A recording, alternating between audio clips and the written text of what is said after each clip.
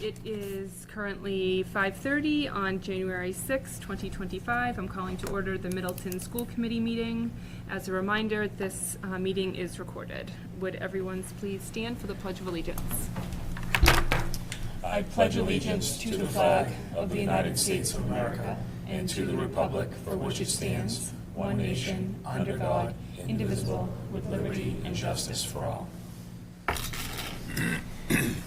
Okay, I am not seeing any remarks from the public, so we will move on to approving the meeting minutes from, I'm seeing the 12-4 meeting.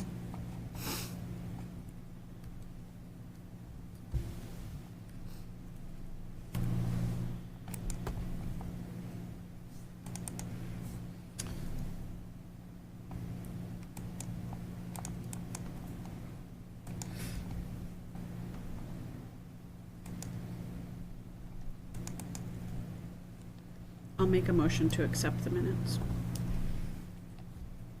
I'll second it. Okay, all in favor say aye. Aye. Any nays? Okay, thank you. Any reports from other committees? Jackie, did you have anything? Yes, for CPAC, we just wanted to let everyone know we have been working with both Tri-Town and Masco on bringing Special Olympics and unified activities to both districts. And some other related unified activities that we're working on with some family involvement. So just to stay tuned for, I'm not sure how much we'll roll out this year versus next year, but it's in the works. And if families are interested, then please to reach out to us on the CPAC, myself, email, website, any social media, just to connect if they're interested in planning or sharing specifics on what they'd like to see for their child. And then other than that, our next meeting is next Wednesday, the 15th. It'll be likely at 7 o'clock and location to be determined. So they can find it on social media too. Okay. So Thank you. would the Special Olympics, would that be like a Tri-Town thing that would happen at Masco, or would they be at the elementary schools, or do you not? So that's the piece that's in the works. Could we try something smaller scale this year and then go bigger scale maybe across 3 towns next year? I spoke with somebody from Special Olympics just before break, and it seems like trying to go Tri-Town for, like, say, Special Olympics games by the end of this year is probably a big undertaking, but maybe starting with something smaller, maybe in Middleton, and then expanding from there seems more realistic. But I do know that Masco is offering, or is working also with Special Olympics on offering a unified, I think, track and field for the spring. And then hopefully next year looking at unified basketball and something possibly for each season. Awesome. Very good. Thank you. Okay. Reports from the superintendent. Thanks, Michelle. Welcome, everybody. Happy New Year. Good to see you all. Glad to be back. A couple of updates. The first of which, RFQ, that's Request for Qualifications for Fuller Meadow Campus. So what that is, as you know, we're still navigating the site here at Fuller Meadow with parking. We currently have Angelica's that we've been able to utilize for queuing. We're always trying to think ahead and down the road. We don't know if we'll have Angelica's next September when we have to do arrival and dismissal.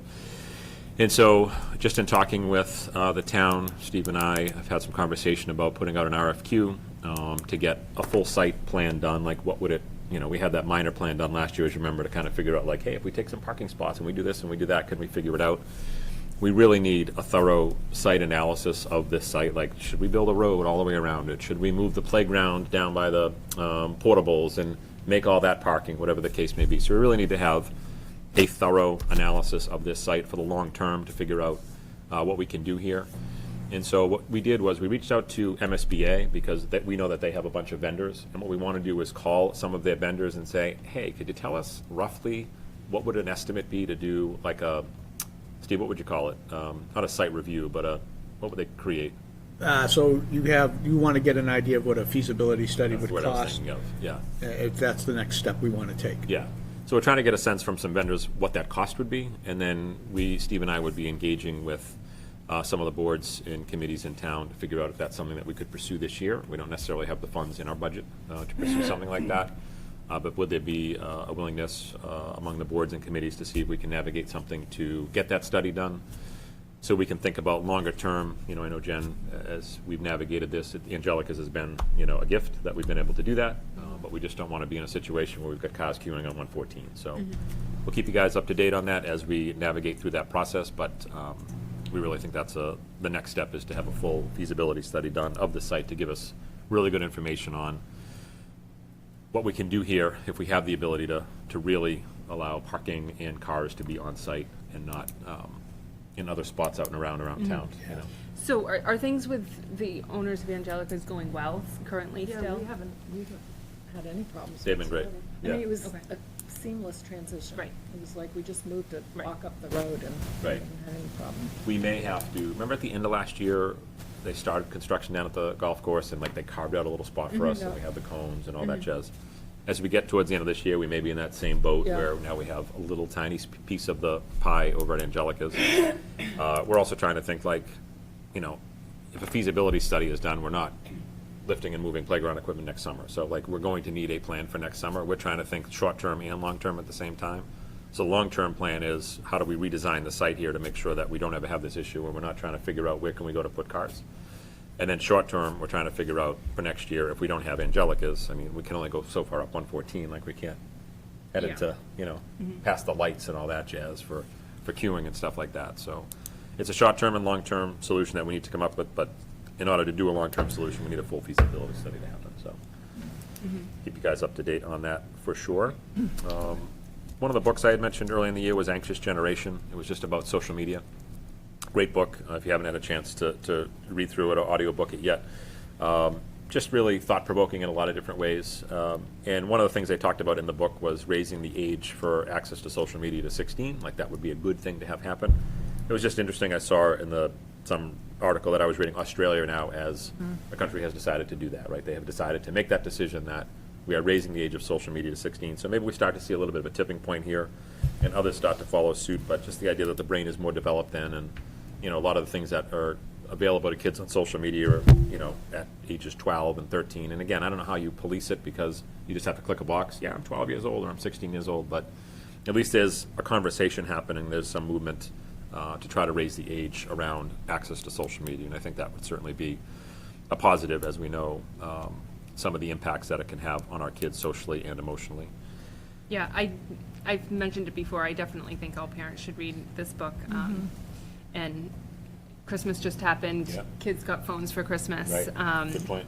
I've been seeing more ads on social media for like parent screening and different settings you can put on social media. So it's definitely a good read. Yeah, I would agree with that. That's a good point about the phones. The holidays just haven't happened, so. Two other updates. The NEC annual report's in the drive. It is titled 23-24 NEC Annual Report. Dr. This Morrison, is- can I pause Oh, yeah. just a comment Of on course, on Jackie. the book? Sorry. Yeah.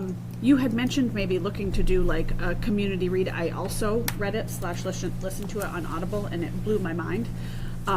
Also agree, every parent, young, old, should read. I think we're all in agreement on that.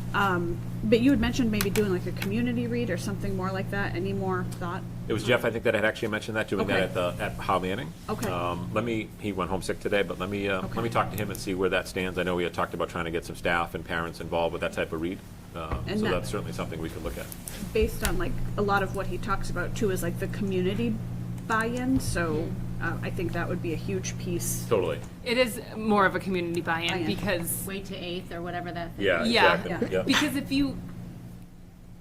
if you say, you keep your kids off their phones or social Yeah. media, you could send them over to a friend's house. Correct. And Yeah. they could be on the screen the entire time. They may have different rules in their house. Or just the you know. play-based piece of it, the more independence. If you're Independent willing play, to go yeah. let your kid go to the playground out into the community, go kind of roam and be more independent, then you need others to be on, board with that. So it's such a community conversation around change of expectations and I think in one of our communities, they were doing trying to do neighborhood reads of the book. Yeah. Because that way, at least if our kids are playing Right. together in the neighborhood, you Yes. know that they are all on the same page. Yes. Right? So everybody in the neighborhood's kind of decided, like, okay, we're not going to allow our child to get onto the social media until like 16 years old. But I would agree, it'd be tough to do as a one-off. Yeah. Because it's just almost impossible. Yeah, Yeah. Right? okay, But yeah, no, I'll follow up with Jeff and see where that stands. But okay, yeah, it's a great book, for sure. thank you. Yeah. So NEC is one of the two public collaboratives that we belong to for students with diverse learning needs. So NEC is one of them, and CREST is the other. I'll have the CREST annual report at the next meeting. This just takes you through all of their programming. You can see on page 5, I believe, all of the folks who are sitting on the boards. These are all the member districts and the board of directors of NEC. And then what I like about this annual report that they do, it gives you an overview of every one of their programs. And so as you scroll through, you can see like enrollment from each of the towns and the demographics, but then you get a one-pager on the Kevin O'Grady School, you get a one-pager on the lower academy and the upper academy, the North Shore Academy upper school and the lower school, their vocational academy, which sits in Topsfield, and then their Recovery High School, which is over on Sawyer Road in Beverly, for students that have substance use struggles and need a high school to go to where they can have all of their needs met, for sure. So sitting on the board there, I can tell you the program is in good shape. We're lucky to have these programs in our sort of local geographic area. As Matt has shared, the ability to get kids in and seats at these places are getting harder and harder.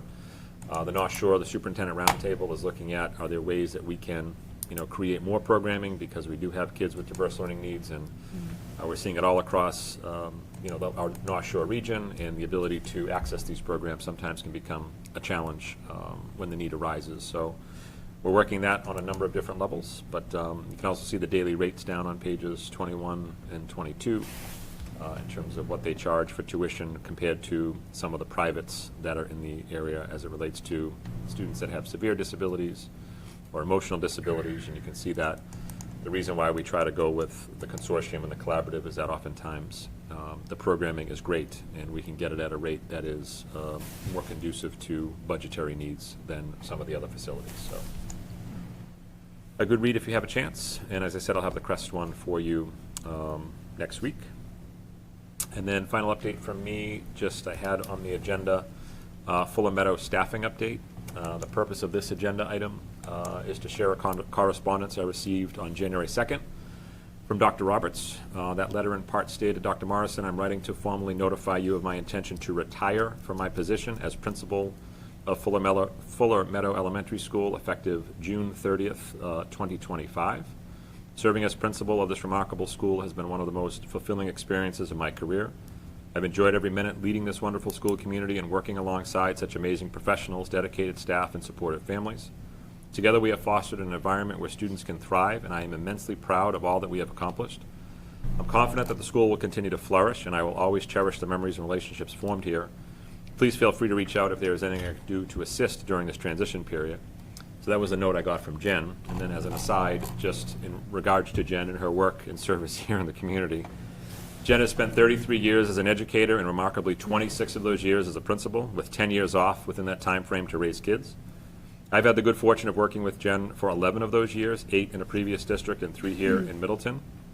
I can tell you that throughout her tenure, a hallmark of her leadership style is rooted in a deep understanding of the importance of building a culture of shared responsibility where important qualities such as trust, collegiality, innovation, and risk-taking become the pillars of the organization for both students and staff. While I am thrilled for Jen, she will certainly be missed, and I can only imagine what an exciting, reflective, and emotional time this is for her. I congratulate Jen on this major life milestone, and it is a major life milestone when you get to that point of retirement. It's a big, big part of life when you get to that point, and Jen has been a tremendous asset to the Middleton Public Schools for the past 3 years, so we thank you. I'm sure you're ready to speak like the 10 minutes now. Exactly. Scott asked me last month, he's like, so how do you want to do this? And he said, are you going to say this? And I'm like, are you kidding me? And the whole time he's talking, I'm like, oh my God, I know he wants me to say something. I wrote something because I knew this was going to happen. And I tend not to be, you guys don't see me cry very often, do you? Have you ever? Okay, 3 years I haven't, but I knew tonight would be the night, so don't tell anyone, okay? Not that it's on camera. No. I think there's reason for these tears, but as far as the principal update, I really don't have much to say because we've only been back in school. Now I'm so embarrassed. I'm sorry. No, take your time. So I don't really have updates, but I did want to just read a little something that I put together because I had a feeling this was going to be how I responded to this. Fuller Meadow is an absolutely extraordinary school. And it's been my absolute privilege, I'm so sorry, to serve this community. The amazing staff here, their passion, their dedication, and their tireless commitment to our students has inspired me every single day that I've been here. The families I've had the honor to work with have been true partners in supporting their children, creating a warm and vibrant school community that I will always cherish.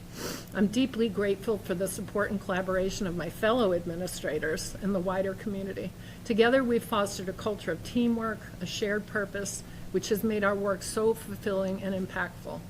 Well, I'm looking forward to this next chapter, and you wouldn't know it by looking at me, but I am. It's bittersweet to be stepping away from such a special place. Fuller Meadow will always hold a special place in my heart, and I will truly miss everybody tremendously. Thank you all, to all of you, for your trust and your kindness and your encouragement that you've shown me over these last 3 years.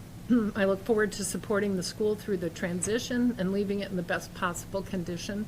And I'm hoping that we can share in that continued success. And I do really want to thank the school committee because I feel like since the day I walked in and took over in a rather unusual set of circumstances, I felt nothing but support and openness and honesty with all of you. So thank you.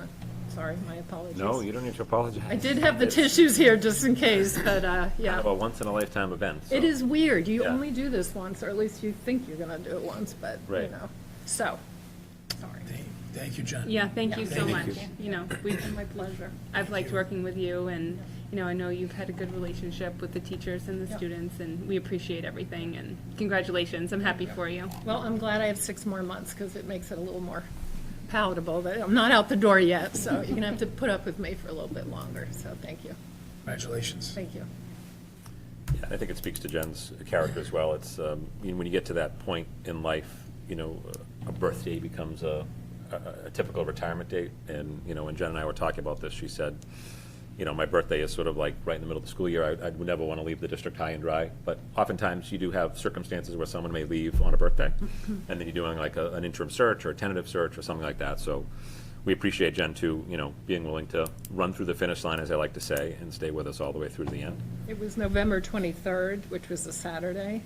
So I was out with girlfriends for dinner Friday night, and I get a text from my smart Alex son, who's 37.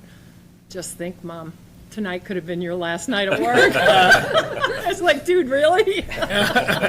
He just had it in his calendar. He knew he was going to send that. No, I couldn't have done that, and I wouldn't do it. So anyway, you stuck with me till the end of June.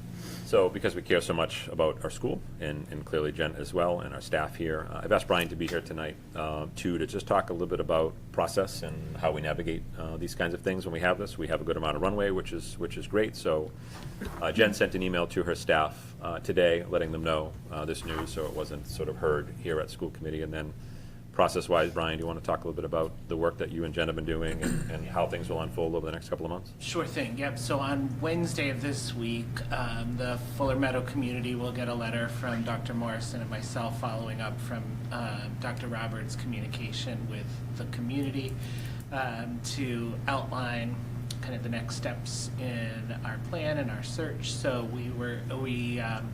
we'll start off with gathering folks who'd like to be on the search committee, and we'll have a mixed group of staff members and parents to join us, so that communication will go out to both, inviting people to get in touch with me if they'd like to be on the search committee. At the same time on Wednesday, we'll be posting the position publicly on School Spring and the Massachusetts Association of School Principals, and we can also do MASS, the superintendent's group as well. And then we'll also be putting out a survey to the Fuller Meadow community too. What are you looking for in your new principal? What do you like about the school? What do you want the future leadership to carry forward? Any changes you'd like to see made to both staff and the parent community as well. And then we'll take all of that. We'll get our search committee together. We'll review the resumes and conduct semifinalist interviews, which will then be communicated to Dr. Morrison, and we'll do site visits where folks come here and spend some time. A finalist or a couple of finalist candidates would come to Fuller Meadow, spend some time.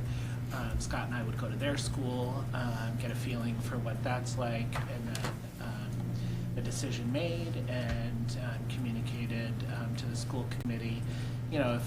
These are always fluid timelines, but looking to try to name somebody by the end of March. By the end of March. Okay. Or we would have crossover, Yeah. and have the ability for the handoff of the baton is always a, So if it's somebody that's currently a principal, they would be required to leave? no, they would stay until, they stay in their role, but we would ask them to okay, the way it works in the industry, so to speak, is I would say to that superintendent, hey, can you free this person up from, 12 o'clock on a couple of days, whatever. Okay. Knowing that the following school year, the superintendent's gonna be saying to me, can you free this person back up so they can talk to the person I just hired to backfill this role, right? So there's, it's sort of it all comes out in the wash. Yeah. It's probably the best way to say Yeah. it. It's how we've always navigated these things. So we have found that to be a very successful model where, we make sure the baton gets passed here, and then once the next school year starts, we know that there'll be a couple of days we may have to ask the person to go back to their former district to do some cleanup on aisle 3 and help out on some things and so on and so forth. So that's, I think, how we've done in the past, Brian, for sure. Yeah. Okay. So much more to come, for sure, but just the big takeaways of tonight are, certainly congratulations to Jen on her retirement, and also that Brian will be launching things come Wednesday of this week. So a lot more to come. We'll keep you guys tuned in all along the way, Okay. for sure. All right, so I had to keep it a little nebulous as a Fuller Meadow staffing update, because I Yeah. want to say, on the agenda, without Jen being allowed to talk to her staff ahead of time and so on and so forth. So that's why we had it as staffing update. With that, if it's okay to the chair to move on to Mr. Greenberg. Yes, please. All right, good evening, everyone. Happy New Year. What's included in the drive is the financial report for the month of January. You'll see when you're looking at the summary page, you'll see some variances, and some of them look large. There's no issues. It's just house cleaning and timing. So when we for example, some insurance bills that we have to post in Ivy. But other than that, everything is proceeding as expected. There's nothing really extraordinary to communicate. It's been a predictable fiscal year so far. So nothing crazy out there. So I'll stop talking and answer any questions the committee may have. Okay. I don't have any questions. And then a preview of the FY26 budget.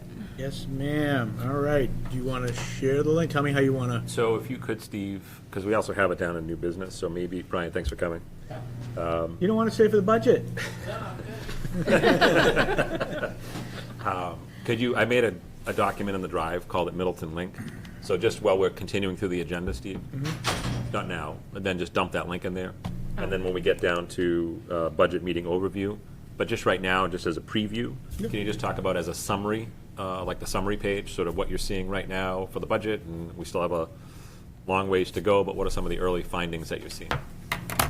So Dr. Morrison's correct. We're shifting over to ClearGov, so we're going to do a quick, preview of that, and then we'll be getting a final draft document for you shortly. But right now, first draft, with everything that's going on, we're looking at a first draft 12+% increase. The drivers that I'm seeing so far, so we're scrubbing everything, just to make sure I'm not double counting something. But the drivers are the insurance, special education, absolutely, is definitely going to be a discussion point, and contractual obligations and salaries. Those are the drivers. And that's really, unless there's something more you want me to elaborate on. No, I think that's the this preview is- for now. The 12, is that, I'm trying to remember from last year, like previous, is that It's higher than normal. It's high. Higher, a little Yes. bit, like, Yeah. are we normally like 9? Yeah, 8, 9. Yeah, well, you know, single digit, but there's some things that are coming, you know, that especially in a couple of areas which we'll be getting into greater detail in the weeks to come. And it So does say impact. if you take the insurance piece out of that, Yes. what percentage would we be at? Oh, there? I have to figure that Yeah, out. it's one piece of the budget, so Steve would have to do the math on it, but Yeah, we it's can like get two. that number for sure. It's $2+ million is the insurance. It's not going up $2 million. The percentage increase that we're carrying right now on the premium is 10%. So we've got to wait to see how that shakes out. And what, you know, so we'll be coordinating with the town, and then when they hear from the insurance rep, then we'll fine tune it as we go forward. There'll be a couple of other things that we'll fine tune in salaries as we go forward. They're not going to be earth-shattering adjustments. You know, these are small things. Maybe we pick up 0.5% if we're lucky. Okay. But they're just some big drivers. And with a 2.5 guideline, which is different than we've seen in the past. You know, say we're at 12.5 roughly, Yeah, just yeah. rounding, you know, that's a 10% differential at the moment. But I feel like I saw some communication that it was anything over 2.5% excluding insurance. Yeah, no, I understand. Yeah. And now I see where your question's Yeah, coming yeah. from, I get it. This is the very beginning, and I got, you know, not to make an excuse, but we're doing 3 of these right now. We're in full bore sprint. We have Topsfield Saturday. You know, Saturday budget. so Yeah. it's, you know, we haven't even put ours out formally yet. So we've got, and that's why we want to do some more scrubbing, you know, to Okay. make sure. But when we do this overview, so you can see what the next generation document looks like, that's really the purpose of it tonight. But as far as where we are right now, that's what I can say. Okay. And as Steve talked about ClearGov, when we get down to new business, we'll give you guys sort of a field trip of this ClearGov. So for those of you that have been on the committee a while, you used to get the binder, right? Yep. The big binder. love the binder. Right, the binder. Then we had to collect them back because we never had enough binders. But with the big 8.5 by 14 and blah, blah, blah, and as we've talked about, and we appreciate the school committee support of this, you know, transitioning to ClearGov as the way that we will move forward. It'll all be online. It's just going to be a much more easily accessible document. I think with the binder, it's kind of like, you know, you have it, but then to try to get someone else a copy, it's like, okay, let's copy the whole binder to get the binder to somebody else. So having this ClearGov document, so tonight, if you refresh your drive, you're going to see a document that says Middleton link. Steve hasn't put the link in there yet. That will be the link to the budget. We're going to give you the field trip of that tonight so you know how to kind of navigate it all. And then we're going to eliminate this thing from the drive because it's not final yet. So what we don't want you to do is save that link and start to pour through the budget because you might be looking at information that's not 100% accurate. Only because, as Steve said, we are in full sprint mode. We have Topsfield Saturday budget meeting on Saturday, so we're really trying to finalize and nail down the Topsfield budget. And then we have Middleton in 2 weeks, I think, 25th or so, 25th, yeah. around there. And then we have Oxford like February 8th. So kind of like we're all focused on Topsfield right now. We've started the Middleton process. Steve is working it. So we will take you through that link when we get down to that part of the agenda. But then I'm going to ask you to like, okay, delete that link, and I'm going to delete that from the drive because we don't want you to think like that's the final budget because he still has work to do to go through it. So if it's okay with the committee, we can leave that there for now and then swing back to it under new business. Sure. That Yep. good? Okay. Great. As Jen said, really not a lot of principal updates. Jeff sent along, as I said, he went home sick today, so he sent me an email. Scott, very few updates. My apologies for Howie not being present this evening. I'll bring you a trading card to the February meeting. I don't know if you're familiar with that or not, but like, as you know, Jeff's on NESDEC now, which is working with police and going out one time a month. He's on call with Howie, and he's gone out a few times. Just unfortunately, it'd be better if he didn't go out because if he went out, it means something happened at a school that required comfort dogs.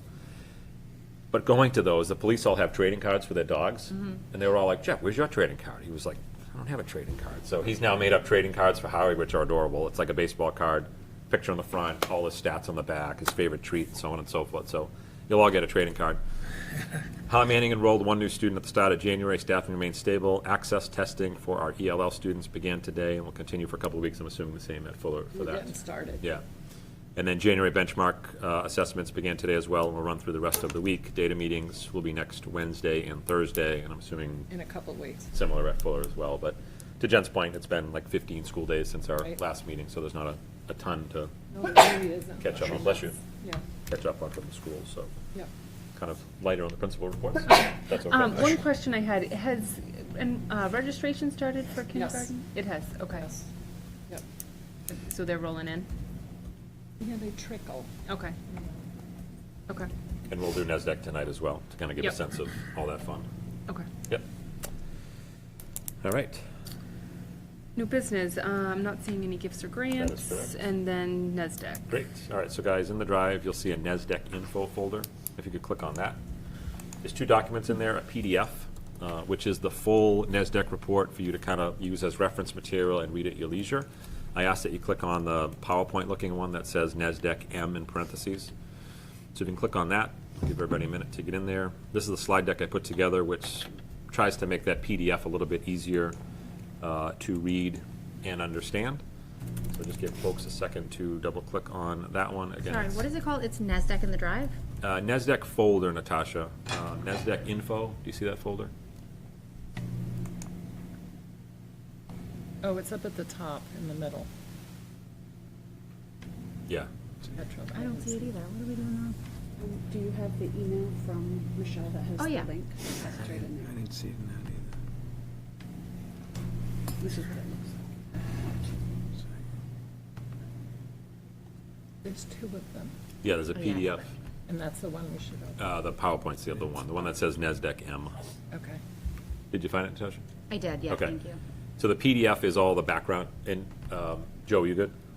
He's good in there. I'm good. Okay, no problem. We can wait. All set. Good.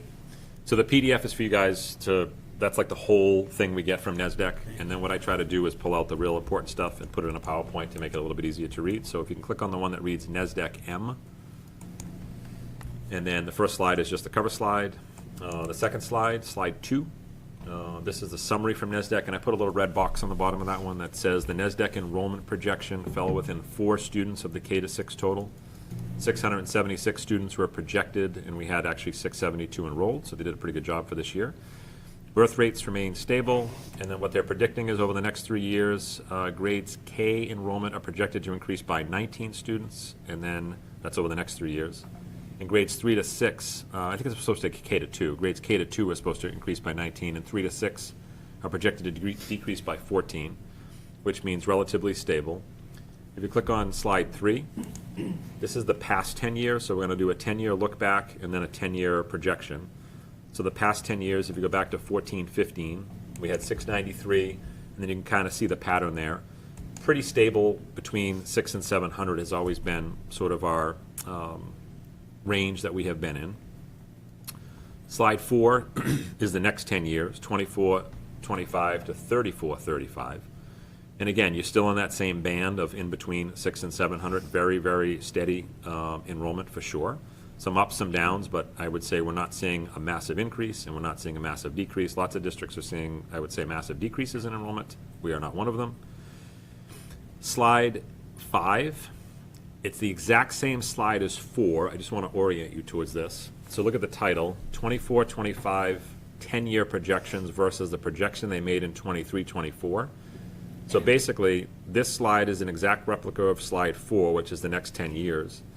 And then on the bottom of it, I put last year, what they were projecting. So last year, they projected 676. This is on the bottom, the little blue box on the bottom. And 672 are in seat, right? So it was 4 off. Last year at this time, they were saying we would have 652 kids in 25, 26. Now they're saying we'll have 649. Everyone following along on that? Sort of it's like the math. I'm not going to do all of them. I'll just do 1 or 2 more. In 26, 27, last year they said 674. This year they're saying 671. 27, 28, last year they said 682. This year they're saying 677. If you go way over to the right, 24, 25 versus 23, 24. In Boxford is B, Middleton is M, and T is Topsfield. In all 3 towns, they're coming in a little bit lower than what their projections were last year at this time, but it's still steady enrollment, right? Again, we're in that sort of 600, it's not even 600, it's like 629 is the lowest, all the way up to 672. So a very solid range for sure.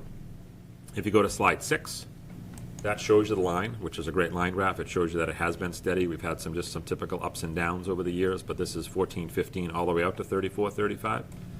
So relatively steady enrollment.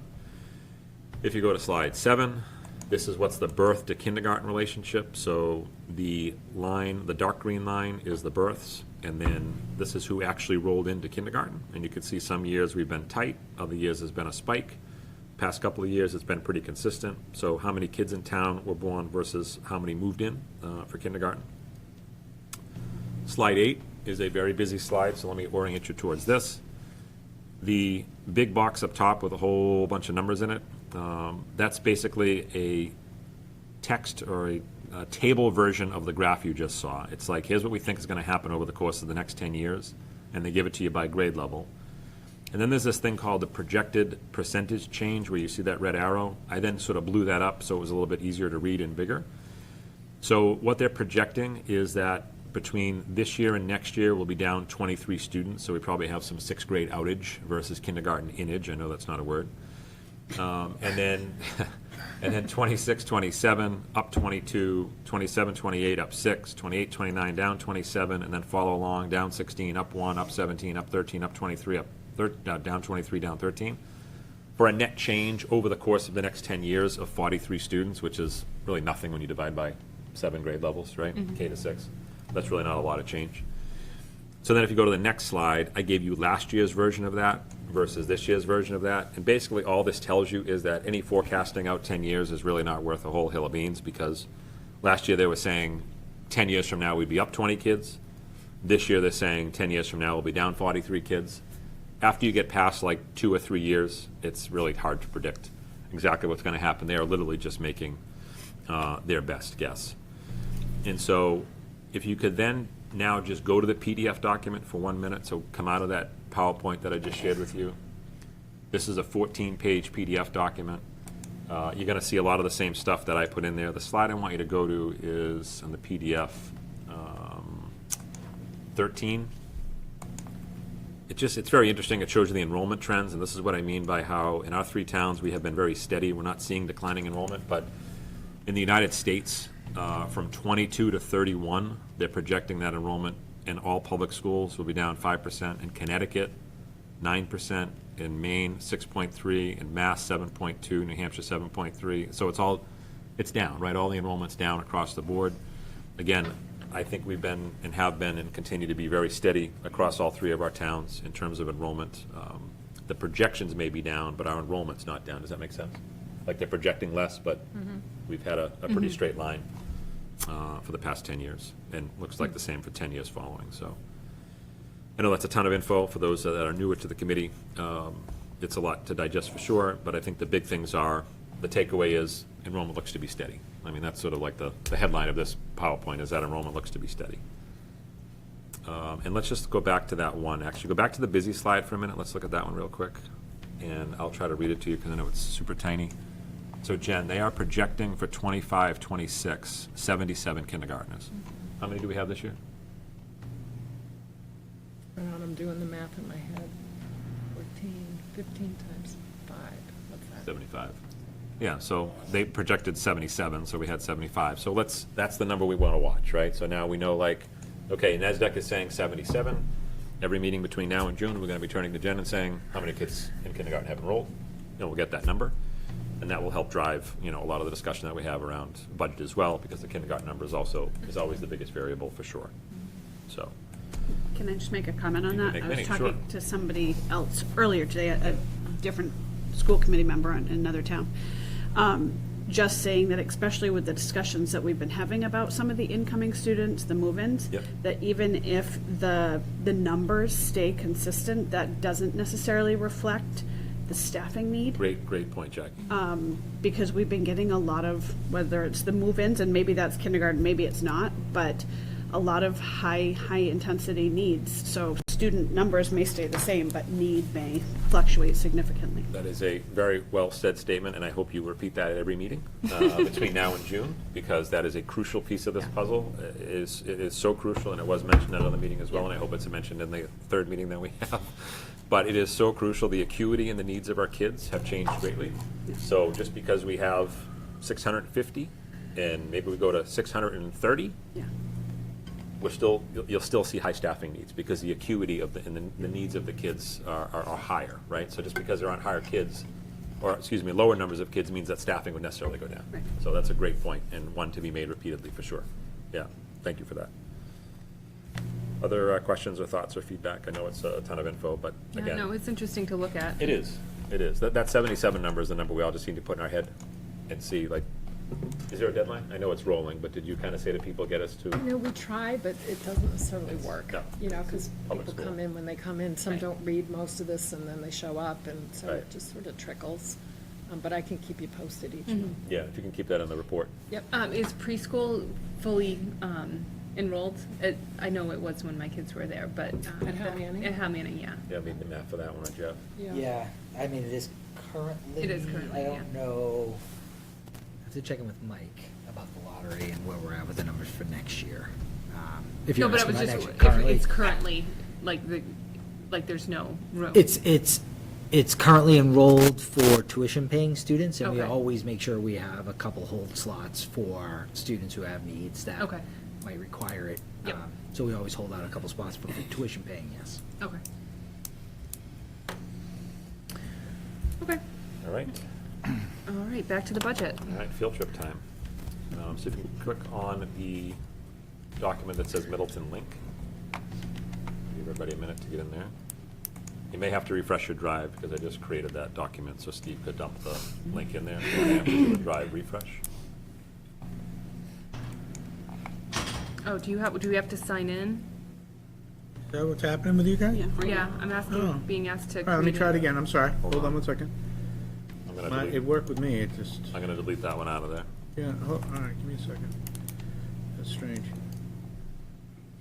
If the Middleton doesn't work, we'll give you a tour on the Topsfield one. Oh, no, Just so you it can get a works. tour of it. It works. If you go into the email that Michelle sent. Give me 1 second, I just want to redo it. It was called Middleton Link, but you deleted it. It's empty at the moment. Strange. I'm wondering if because it's not public yet.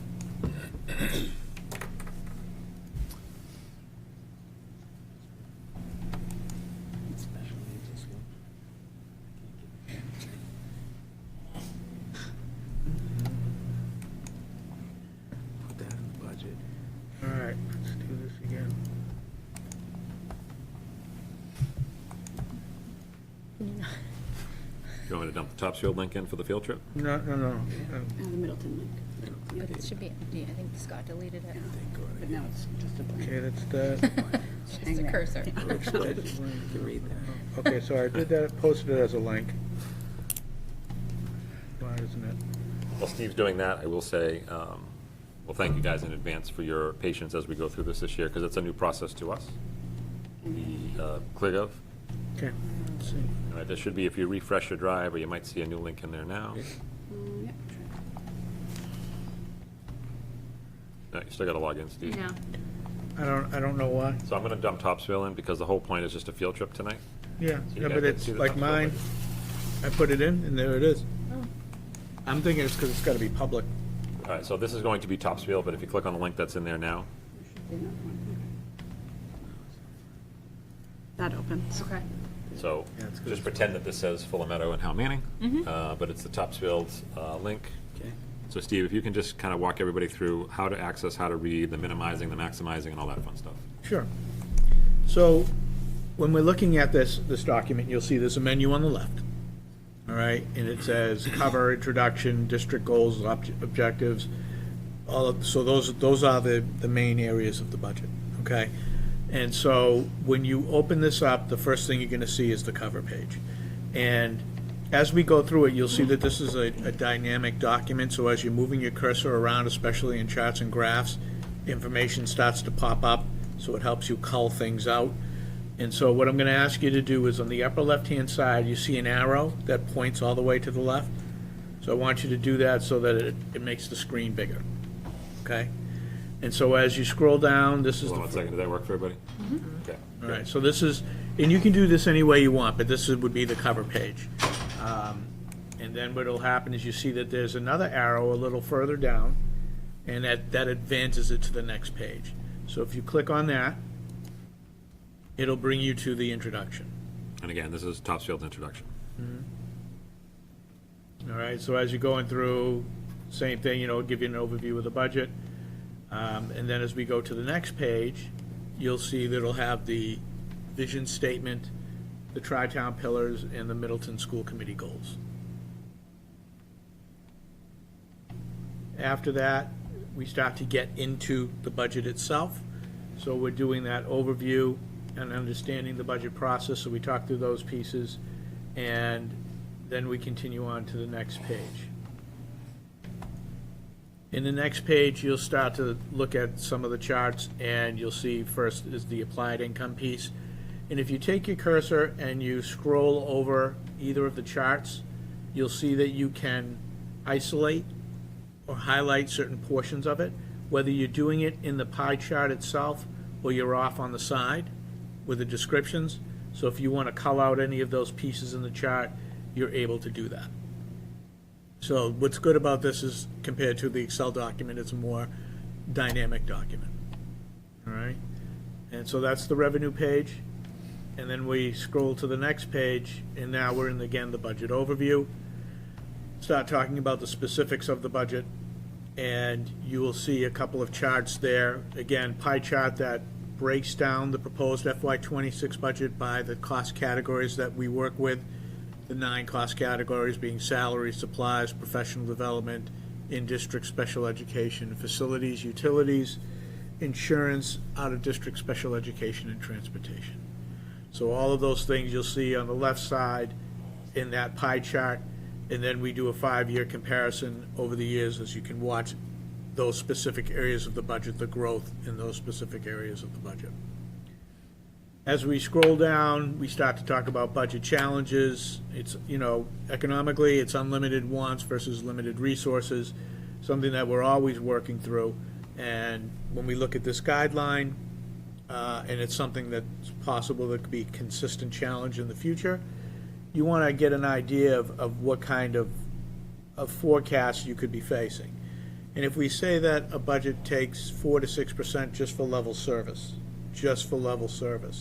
and if you're getting a guideline of 2 or 2.5 every year, you start to develop a gap, or you have a gap, and it just grows.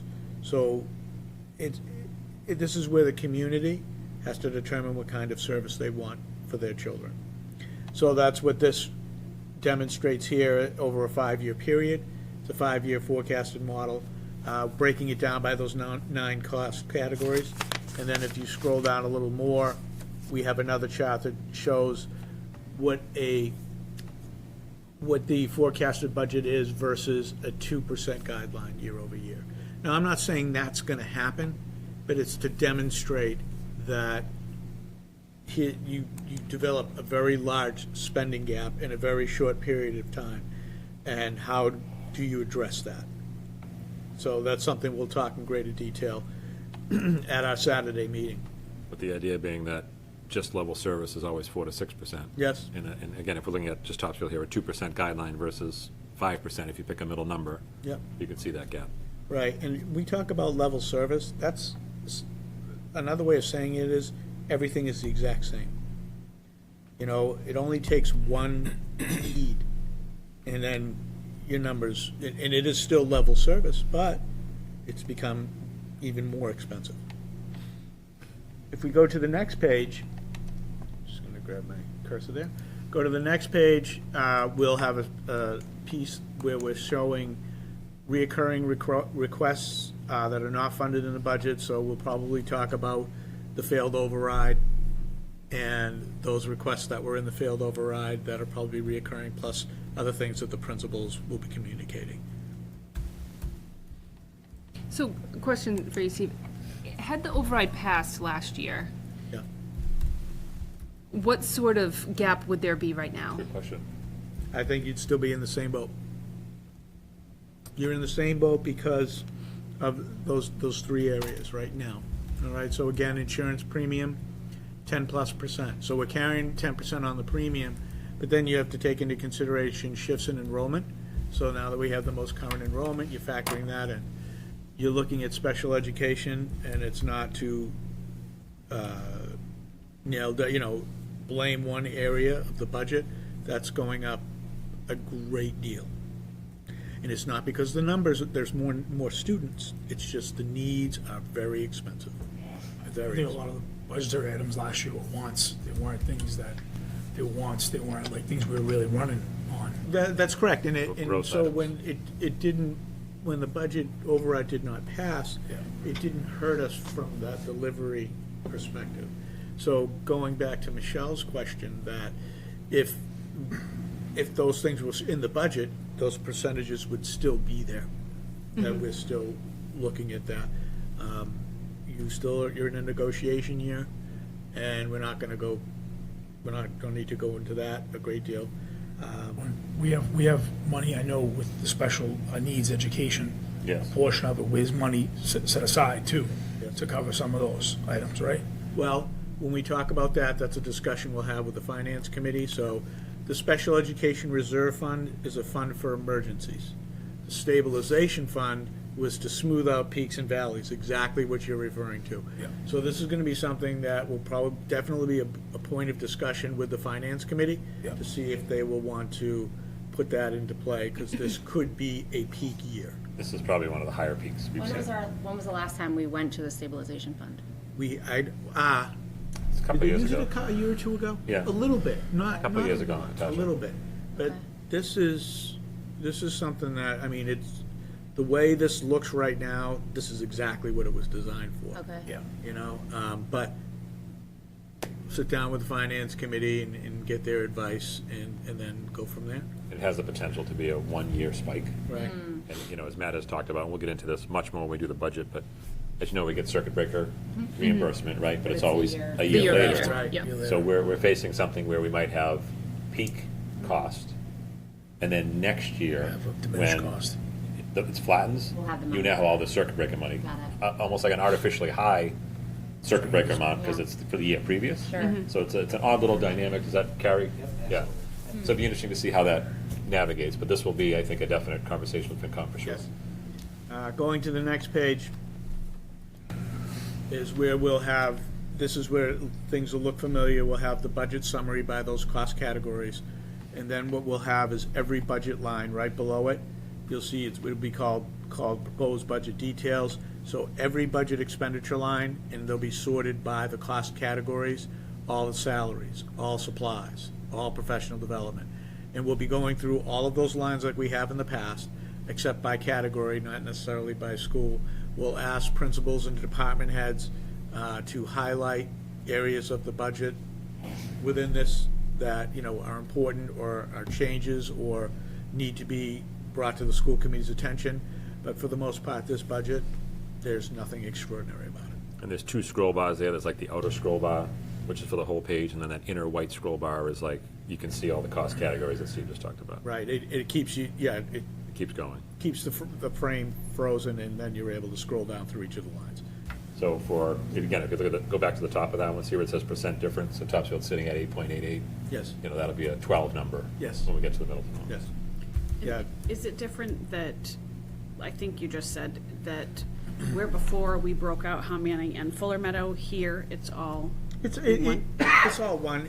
That's the way the book was. Okay. And the expenditure lines are broken out by school, because I have to report to the state Okay. that way.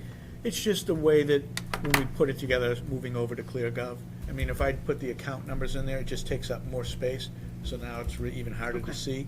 But the account numbers have a specific purpose, and they are set up by school, if you will. So we have district-wide, central office, Manning, Fuller Meadow. Okay.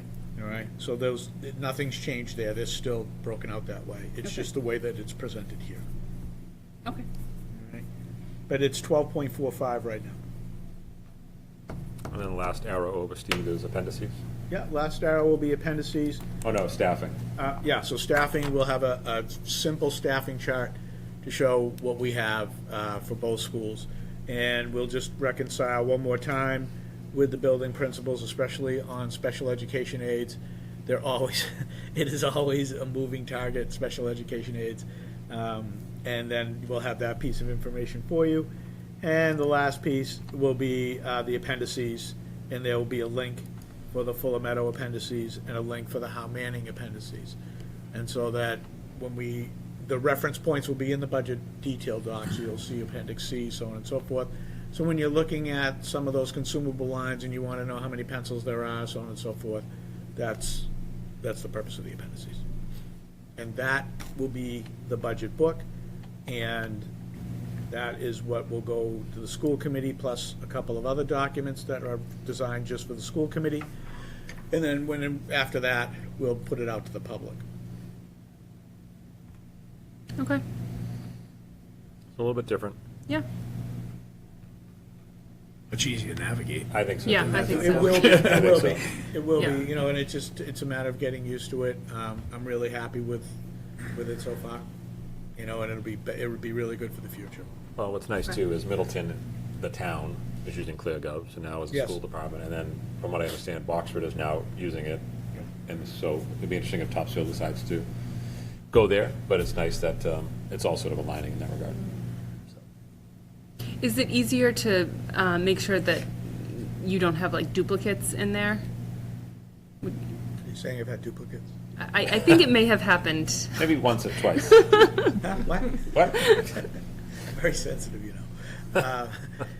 No, you could still have duplicates, Okay. because you really, it's just simple keying in, when you're putting it in. Within that worksheet, there's a budget worksheet that's used that you don't see, you see it after the fact, that you can put in mountains and mountains of detail, Okay. And so I'm growing with the document. So we try to be very careful with those pieces and look for anything, because it would just stick out if there was a duplicate, numbers-wise, increase-wise, percentage-wise, it would just stick out like a sore thumb. But we're still going to double-check it, especially Sal. Once you build it out after this year, every year will be a little easier. Oh, after that, in the forecasting, so we did 5 years of forecasting, tried to be consistent in the assumptions made for forecasting for each of the categories. So we went out to 2031, that's done, so that makes a lot of things easier for the future, It's good. Yeah, I look at this as like, when you get the T-shirts made for something, they give you the, Template. yeah, like the template, and then all the T-shirts are easy to make. Yep. This is the template year, and I think post this, we'll be Yeah. able to just make T-shirts, so to speak. Nice. Yeah. Okay. Moving on to policy updates. All right, so policy fun in the drive, there is a folder titled Policies. Thank you to Dave again, and Candace from Topsfield, and Aisha from Boxford. We're in a really good spot policy-wise. We are just about caught up, which is tremendous amount of work the past couple of years. So again, deep gratitude to our policy sub. And we have a couple of like loose end ones that we'll pull the policy subcommittee back for probably in the next month or so, but the chunk of this, the good work is done. And so what we'll do is, I'll take you through, we'll need a BGB motion in a minute, but I'll take you through the policies that are in here, explain what they mean, what the changes are, what the recommendation of the policy sub is, and then we need a motion for each one, if it's possible to make it easy for the minutes perspective, if we can just kind of follow the same order of motion made and seconded, if it's the will of the committee to do so. And so the first thing we would need is a motion to waive BGB in order for us to proceed with policy adoption for tonight. I will make that motion. I'll second that motion. Okay, all in favor of waiving policy BGB, say aye. Aye. Any nays? Okay. And I'm just going to go with the order that they're in the drive. It'll just make it easier. They match the same, it's all the same policies that are on the agenda, but we'll start with BAG. So you can double click on that one. This is a revision to the use of electronic messaging by school committee members. We have never done this, so policy, part of it never applied to us, but they're now eliminating it. If you were a district that allowed school committee members to use their personal email, you had to, as you can see the cross out there, the superintendent will annually designate a member of the central office who shall be copied on all electronic mail. These copies will be printed and retained in the central office. You can imagine how arduous that must have been. We never did that. We've always had school emails. We've never done personal emails. I think the MASC is finally realizing probably not a great idea for it to be personal emails, so they're just eliminating that section that never really applied to us anyway. But this was reviewed and approved by the policy subcommittee, and we'll be seeking a motion from the Middleton School Committee tonight to approve BHE as presented. I'll make that motion. I'll second that motion. Okay, all in favor of approving BHE as presented, say aye. Aye. Any nays? Great, thank you. The next one is EFC. They've changed the name of it from free and reduced price food services to universal free school meals. As you know, we now offer a free breakfast and lunch program. And so there's been a number of updates to this policy you can see in red. This was also, cross-reference was updated, legal references were updated, but basically just claiming and stating that we are now part of the Universal Free School Meal Program, which we are required by law anyway. So we'll be seeking a motion, subcommittee approve this. We'll be seeking a motion for the Middleton School Committee to approve EFC as presented. I will make that motion. I'll second that motion. All in favor of approving policy EFC as presented, say aye. Aye. Any nays? Thank you all very much. EFD, this changed from the meal charge policy, because we're away from that, to now school nutrition program charge policy. And school committee is providing healthy and nutritious meals. And the language that they changed is that the district provides free meals to all students. Where the charge would come in is if someone wanted a second meal or anything a la carte. And so there's just some edits to that part where it says charges and balances, and then also around payments. And so you can see many edits in this. I won't read them all to you. There's some deletions and some adds. I can assure you that the policy subcommittee reviewed this. They unanimously approved it, and we'd be seeking a motion from Middleton School Committee tonight to approve EFD as presented. I will make that motion. I'll second that motion. Okay, all in favor of approving policy EFD as presented, say aye. Aye. Any nays? Thank you all. EHAA is a new policy. This is district security related to technology.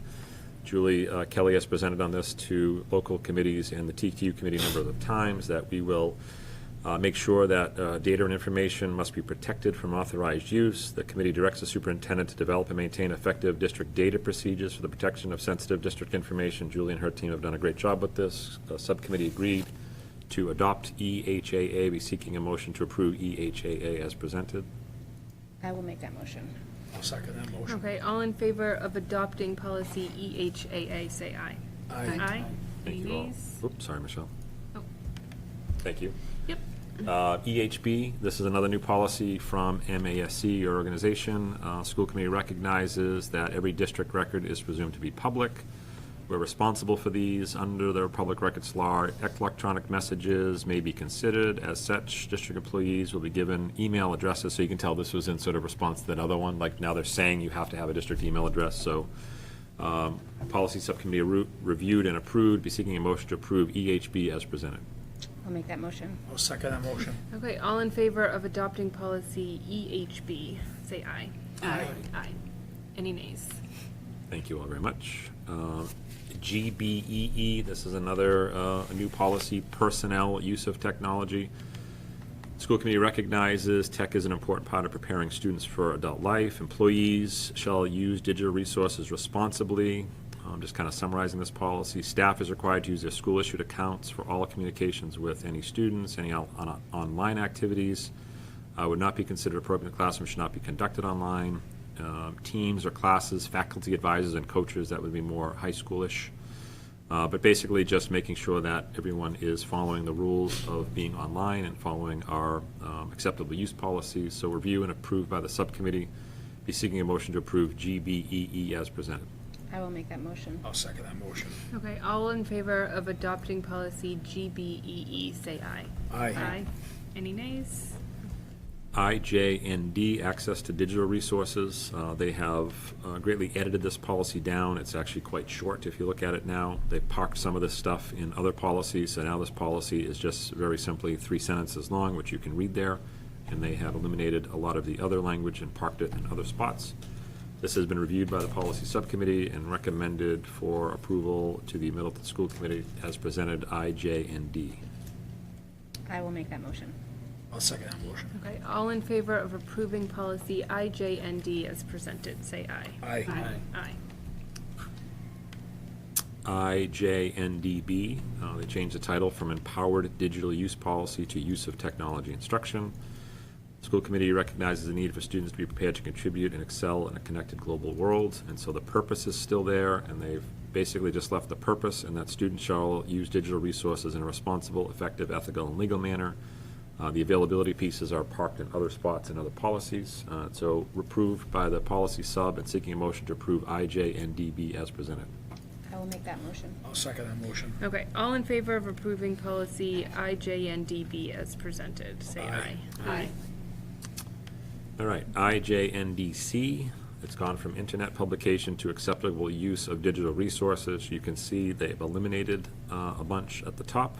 If you scroll to page 2, you can see what they have left. The superintendent, in conjunction with the director of tech, shall develop and implement appropriate procedures to provide guidance for resources, teacher supervision of digital resources, that we are aligned with COPPA and SIPA, which Julie has presented on in the past.